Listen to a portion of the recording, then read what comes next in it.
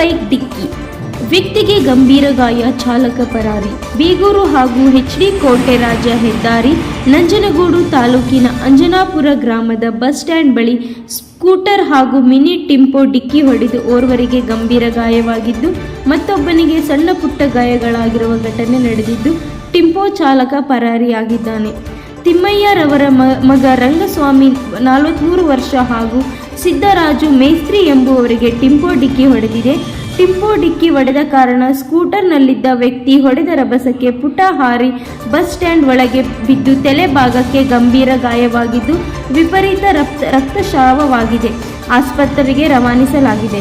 Tempo ಮಾಲೀಕ ರಾಚಯ್ಯ 65 ವರ್ಷ ಹುಣಸೂರಿನಲ್ಲಿ ವಾಸವಾಗಿದ್ದು ಎಲ್ಲೆಲ್ಲಿ ಜಾತ್ರೆ ಹಾಗೂ ಪೂಜಾ ಸ್ಥಳಗಳಿಗೆ ವಾಹನಗಳಲ್ಲಿ ಬಲೂನ್, ಗೊಂಬೆ, ಇತರೆ ವಸ್ತುಗಳನ್ನು ವ್ಯಾಪಾರ ಮಾಡಲು ಒಂದು ಸ್ಥಳದಿಂದ ಮತ್ತೊಂದು ಸ್ಥಳಕ್ಕೆ ಹೋಗುತ್ತಿದ್ದಾಗ ಘಟನೆ ಸಂಭವಿಸಿದೆ ಎನ್ನಲಾಗಿದೆ.